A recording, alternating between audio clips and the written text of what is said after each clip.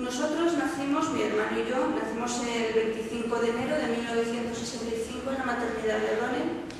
Y bueno, como fue un parto gemelar, mi hermano nació con menos peso, eso es lo que nos dijeron, vamos, lo que le dijeron a mis padres, y lo llevaron a la incubadora durante 25 días. Durante ese tiempo el niño fue mejorando, los partes que les daba la religiosa a mis padres siempre eran favorables, y bueno, en un día ya le dijeron a mi madre que posiblemente se lo podría llevar en un poquito tiempo. A la visita siguiente fue mi padre y le comunicaron que el bebé había fallecido.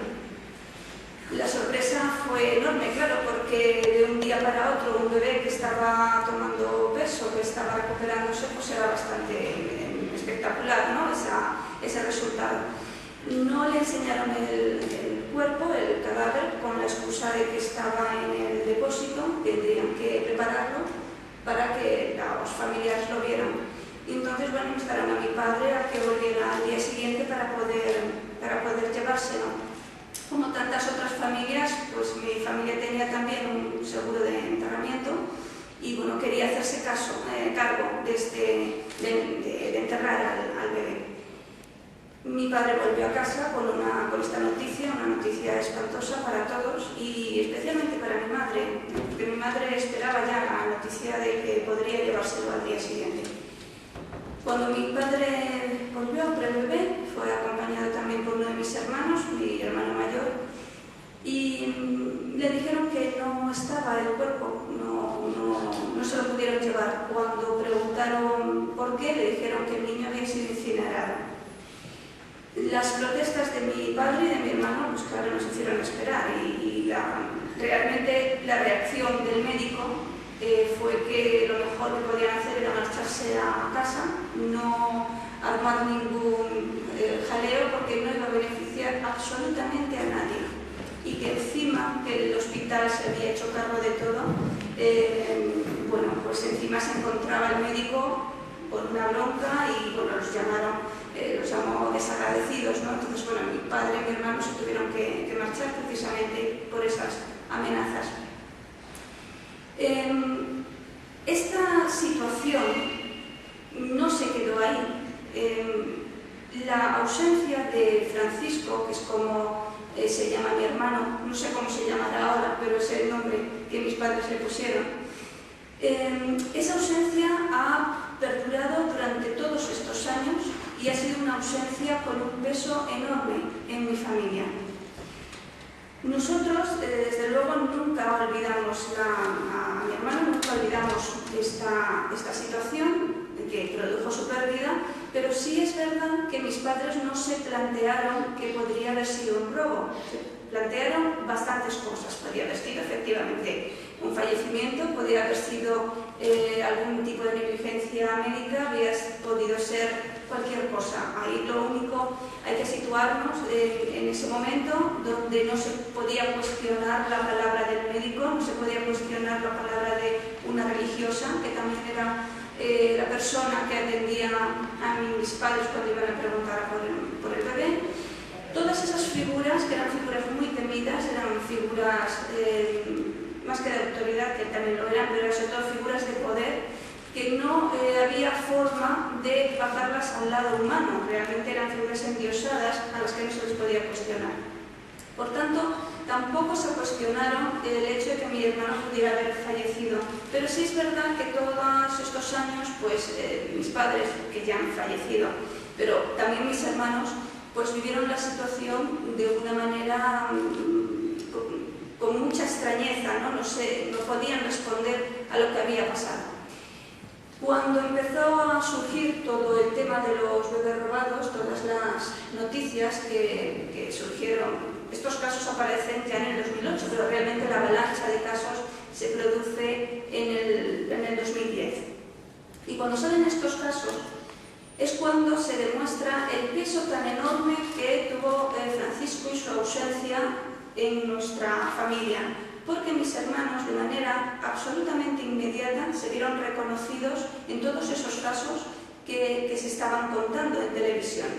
Seguían un patrón bastante similar el hecho de que nunca se pudiera ver el cadáver, que los padres se tuvieran que marchar a casa sin el bebé, sin nada que poder enterrar, ni unas cenizas, ni un cuerpecito, absolutamente nada.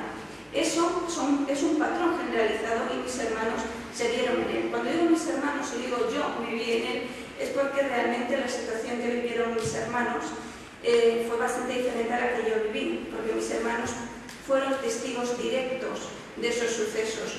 Yo lo que viví fue el relato de mis hermanos y de mis padres, y por tanto toda mi estructura mental, emocional, psicológica, pues se ha creado a partir de esa sensación de haber estado sin la otra parte, sin el mellizo. Siempre lo cuento porque además es bastante significativo, que cuando yo era pequeña y me preguntaban cuántos hermanos sois, siempre respondía lo mismo: pues somos 9, y Francisco, que se murió al nacer, se murió, que decía al nacer, ¿no? Se murió un poquito después, supuestamente, pero esto indica que esa tarjeta de presentación hace que yo me sintiera solo y la persona que me faltaba a mi lado. Lo que quiero decir es que estos crímenes, que en mi caso no es el único, estos crímenes no solamente afectan al hecho de la desaparición, al robo, sino que también tienen unas consecuencias en el resto de la familia muy graves, muy graves. La ausencia provoca multitud de sentimientos y multitud de actitudes que después se pueden ver y se reflejan en la vida cotidiana de cada uno. Pero bueno, de esto, si queréis, hablamos un poquito, os lo cuento un poquito después. Una vez que nosotros vemos ya todos estos casos en televisión, en los medios de comunicación, y todos, de forma además unánime, pensamos que hay que buscar a nuestro hermano, pues nos ponemos en marcha y nos ponemos a buscar esa documentación. Y realmente nos llevamos bastante sorpresa al descubrir que hay muchísimas contradicciones. Hay diferentes fechas de muerte, hay un certificado de fallecimiento que no firma nadie, no aparece el número de colegiado, no aparece firma, no aparece nombre de ningún médico. Y una de las cosas más sorprendentes es que hay un certificado de enterramiento. Nos preguntamos qué fue enterrado, si no se pudieron ni siquiera recuperar esas supuestas cenizas. No podía haberse enterrado nada, nosotros no enterramos nada. ¿Qué se enterró allí? Bueno, pues hay un certificado de enterramiento. Por desgracia, nosotros no tenemos la suerte de poder hacer o solicitar una exhumación porque, bueno, ya sabéis que 10 años después de un enterramiento se pasan los restos a una fosa común, y la fosa común que hay en el cementerio de la Almudena es impracticable, es decir, ahí no se puede analizar absolutamente nada. Ya lo hemos consultado con paleopatólogos, con arqueólogos, pero lo hemos investigado y lo hemos preguntado de una forma individual, porque el Estado no nos ofrece ninguna solución a esto, y desde luego esos profesionales a los que nosotros consultamos nos dijeron claramente que no podíamos analizar nada de esa fosa. Bueno, pusimos una denuncia porque, además de toda esa documentación, nosotros hicimos una investigación por nuestra cuenta sobre esos papeles, lo que allí había, y vimos que había indicios suficientes como para denunciar. La denuncia fue archivada, por supuesto, como tantas otras de todas las víctimas por el robo de bebés, y fue archivada por ausencia de indicio de delito. Es decir, que a pesar de todas las pruebas que adjuntamos, no se tuvo absolutamente nada en cuenta.